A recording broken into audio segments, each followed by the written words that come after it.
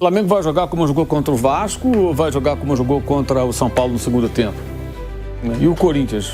Qual vai ser o Corinthians? O Corinthians tem sido um time tão, digamos assim, inconstante, né? Já está praticamente certo. O que eu recebi de informação do Flamengo, tá? De pessoas muito fortes no Flamengo, é que tem 90% de chance do Paquetá já estrear na final da Supercopa do Brasil contra o Corinthians, tá? A informação que eu recebi agora, Flamengo já está ajustando as últimas assinaturas, a documentação já vai chegar para a CBF hoje, e hoje o Paquetá vai ser registrado pela CBF. Ou seja, 90% de chance, é o que o Flamengo me falou, tá? Fontes muito fortes no Flamengo, que o Paquetá vai pro jogo, vai estrear na final da Supercopa do Brasil contra o Corinthians. Vai ser titular, pilhado? Provavelmente não. Provavelmente o Paquetá não vai ser titular, foi a informação que eu recebi também, mas vai pro jogo porque é um desejo dele e do Felipe Luiz, que quer ter o Paquetá relacionado.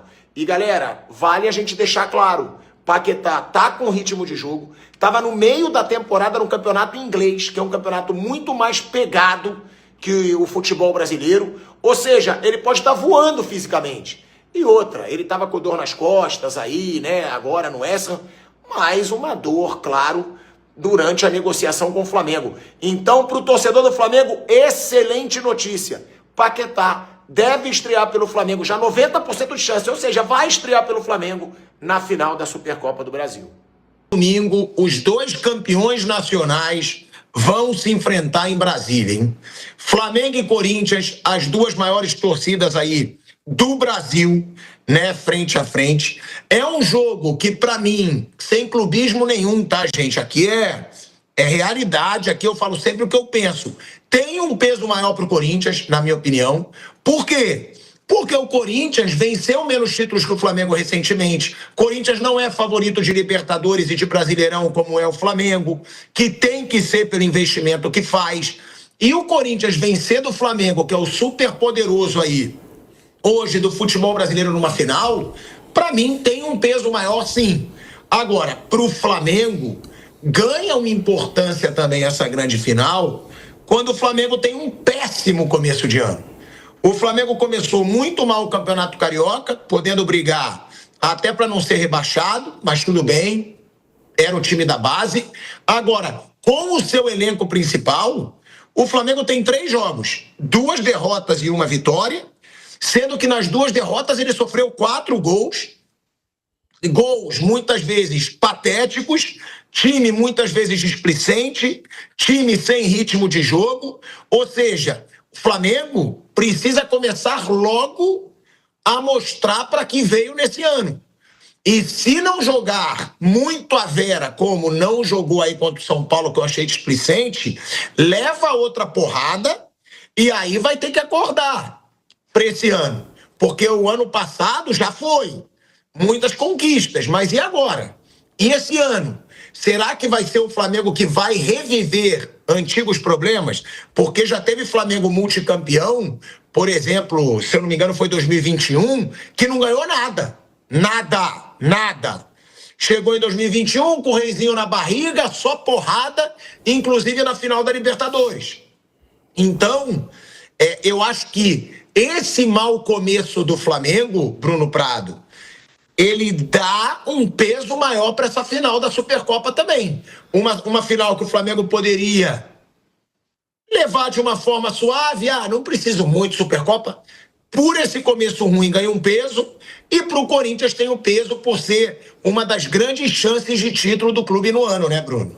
Assim, sinceramente, eu acho que o peso para os dois está bem exagerado aí, mas assim, eu concordo que será assim que a maioria das pessoas vão ler como você está falando. Eu concordo que quem perder pode ter cornetagem, pode ter problema, pode ter já alguma pressão, mas assim, eu acho isso um exagero enorme. Primeiro, assim, o Flamengo, ele tá começando o ano agora. O Flamengo, ele tá em pré-temporada. O Flamengo jogou até o dia 17 de dezembro. E o Corinthians jogou até dia 21 de dezembro. Jogou até mais. Foi mais longe que o Flamengo no número, assim, terminou o ano depois do Flamengo, porque jogou a final da Copa do Brasil. Então, os dois estão em pré-temporada. Mas, falando primeiro do Flamengo, assim, o Flamengo, ele fez 3 jogos com seu time profissional, ganhou do Vasco jogando bem, contra o Fluminense, um jogo equilibrado e perdeu, e contra o São Paulo teve bons momentos, depois tomou uma virada, não conseguiu jogar bem. O Flamengo está começando um ano, o Arrascaeta e o Jorginho entraram pela primeira vez no ano contra o São Paulo e claramente não estavam em forma. O Paquetá ainda nem chegou, ainda não jogou, pode até jogar domingo. Então, assim, é muito início, e o jogo com o São Paulo, por exemplo, por ser início de temporada, já era normal que fosse um jogo em que o Flamengo não estivesse no seu melhor. E o histórico contra o São Paulo no Morumbi, ele não ganha desde 2022 aqui do São Paulo. A última vez que ele ganhou do São Paulo aqui em São Paulo foi em 22. Só que, em compensação, a última vez que o São Paulo ficou na frente do Flamengo no Campeonato Brasileiro foi em 2015. E vale mais ou menos essa comparação também em relação ao Corinthians. São Paulo e Corinthians são times hoje mais ou menos do mesmo patamar.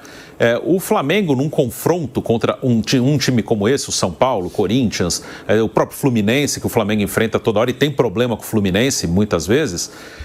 ele, num confronto direto, um jogo, teve São Paulo e Flamengo quarta-feira no Morumbi. É jogo duro, ele tropeça, ele perde. Tanto que ele não ganha do São Paulo, como eu falei, desde 2022 aqui em São Paulo. Mas, na média, ele vai estar na frente do São Paulo, do Corinthians, do Fluminense. Esse é o ponto, que às vezes acho que passa uma impressão de que o Flamengo ele vai atropelar todo mundo o tempo inteiro. E não é isso. Ele vai terminar na frente desses times no Campeonato Brasileiro mais longo. Muito provavelmente vai fazer uma Libertadores melhor. Na Libertadores pode acontecer dele ser eliminado por um desses, porque é um mata-mata, como na Copa do Brasil também, como ele perdeu uma final para o São Paulo, como ele perdeu o final de estadual para o Fluminense, quase perdeu para o Corinthians em 2022, ganhou nos pênaltis, foi um jogo duro, foram 2 empates.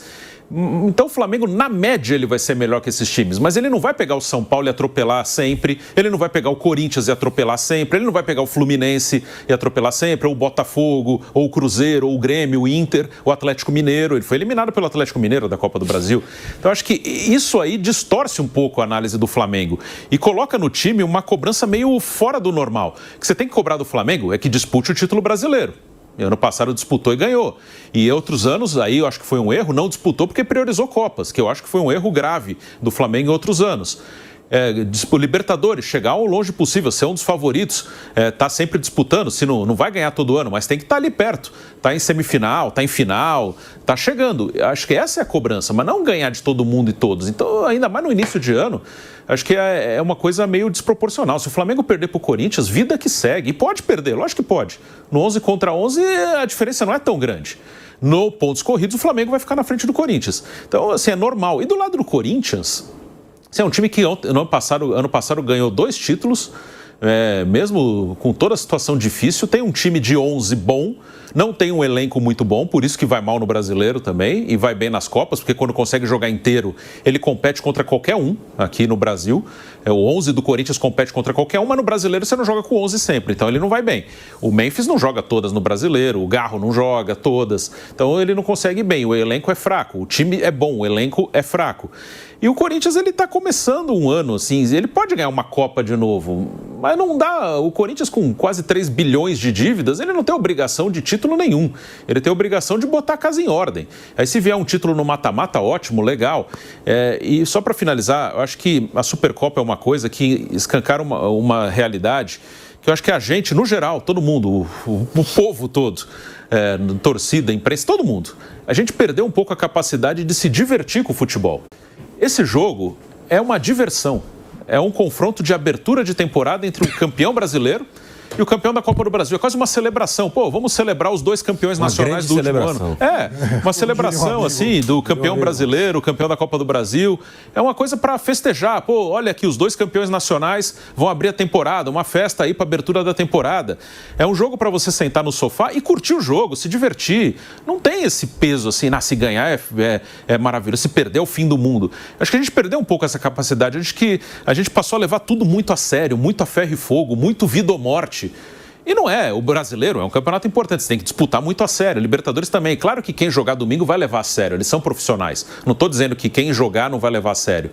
Mas acho que quem assiste tem que levar esse jogo como uma diversão. Pô, vamos sentar e assistir um jogo legal, um jogo divertido, que vale uma taça, que não é uma taça tão importante. Então, assim, pô, tomara que seja 4-3, 3-2, assim, um jogo para divertir, para curtir, sem esse peso todo. Ó, quem perder não merece nenhuma grande cobrança. Quem perder, os dois podem até jogar mais leve, porque não tem grande consequência. Acho que a gente perdeu essa capacidade de levar na leveza uma coisa que é leve. Uma Supercopa do Brasil é mais para curtir, ó. Pode jogar tranquilo, ó, que se joga à vontade. Tipo, um jogo que foi meio assim, Mirassol e Flamengo na última rodada do Brasileiro. Mirassol, missão super cumprida, Flamengo com o Sub-20. Por que aquele jogo foi 3-3? Porque foi leve, porque era um jogo de boa. E a Supercopa devia ser um jogo de boa, tranquilo. Para quem sentar no sofá domingo, ó, vamos curtir um entretenimento bom? Beleza, vamos embora. Se perder, beleza, faz parte. As coisas mais sérias vêm depois. Acho que a gente perdeu um pouco essa capacidade de levar as coisas mais como diversão, como entretenimento. Leva tudo a ferro e fogo, mesmo o que não é para ser levado a ferro e fogo. Agora, ô Mauro, em cima dessa final de Supercopa, né? Corinthians vem de uma derrota com falhas também, como você disse, eu também achei que o Hugo Souza teve parcela de falha aí no gol do Bahia. A gente vem de um Flamengo que até com o seu elenco principal vem muito mal. Ah, mas são os primeiros jogos, azar, vem muito mal. Se o time principal jogou 3 jogos, perdeu 2 e levou 4 gols, tá longe de ser o Flamengo do ano passado para uma final. Eu sei que você tira muito, né, o peso da final da Supercopa, final da Recopa Sul-Americana, mas o que esperar dessa final, né, do fim de semana, pelo rendimento de Corinthians e Flamengo até agora na temporada, Mauro? Eu não tenho a menor ideia do que vai acontecer. O Flamengo vai jogar como jogou contra o Vasco ou vai jogar como jogou contra o São Paulo no segundo tempo? E o Corinthians? Qual vai ser o Corinthians? O Corinthians tem sido um time tão, digamos assim, inconstante, né? Então, muito difícil prever. Muito difícil prever. Eu acho que o jogo assim, aumentou a responsabilidade do Flamengo. Eu acho que agora os caras vão entender, tem que entender, né? Que uma derrota no domingo vai ter uma repercussão ruim. Seria a terceira derrota seguida, uma taça perdida. E o jogo de ontem são pontos importantes, todos os pontos são importantes, mas é uma primeira rodada de Brasileiro, obviamente você tem como recuperar. E é uma derrota para o São Paulo, onde pouca gente ganha do São Paulo no Morumbi. Mesmo dificuldade, São Paulo não fica perdendo toda hora no Morumbi, né? Então é um resultado aceitável, né, no contexto de um campeonato de pontos corridos, né? Diz que você depois consiga também outros que compensem essa situação. O Botafogo, o Cruzeiro vai estar com o Botafogo, por exemplo, terceiro colocado do Brasileiro passado. Ontem o Palmeiras escapou de uma derrota para o Atlético com um gol muito esquisito no lado do VAR, né? Nada convincente aquela imagem lá do impedimento ali milimétrico. Eu não sei de onde que eles conseguem ter tamanha precisão. Mas enfim, o Palmeiras fez um ponto só, que é o outro adversário importante do Flamengo, para citar os dois do ano passado que ficaram ali próximos do time que foi o campeão.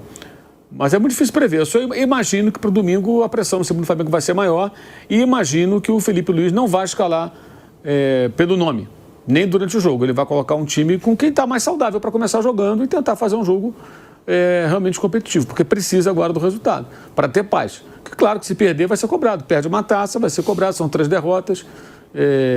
Porque assim, o entendimento das pessoas com relação a início de temporada, preparação, ele vai até um determinado limite. Mas peraí, é um elenco caro, são profissionais que são bem pagos, muito qualificados, tiveram as suas férias, descansaram, não foram os 30 dias, mas tiveram 24 dias de férias, né?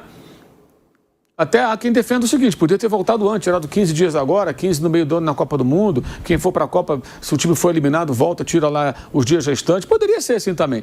Então o Flamengo deu a eles os dias, até em função de uma carga que esses jogadores tiveram, que ninguém teve, nem os finalistas da Copa do Brasil, que tiveram um hiato muito grande entre a rodada final do Brasileiro, dia 7, e os jogos finais da Copa do Brasil, que foram dia 16, né? Não, 17 e 21. Então, tiveram 10 dias sem jogo. Corinthians... Teve semifinal antes. Teve semifinal, perdão. Tiveram, então, um pouco mais de uma semana. Né? Tem razão. Quarta-feira já teve a primeira. Teve a primeira. Tem razão. Mas, enfim, o Flamengo jogou lá no Catar, fez 3 jogos. Então, o clube deu a eles um tempo razoável. Agora, tem que haver um empenho, tem que haver um esforço, tem que haver e se adaptar à situação. Não dá para ficar, não é o ideal, não teve tempo. Ninguém tem tempo.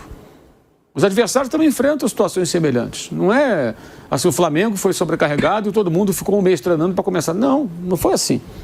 Não foi assim, né? E o Corinthians voltou antes, né?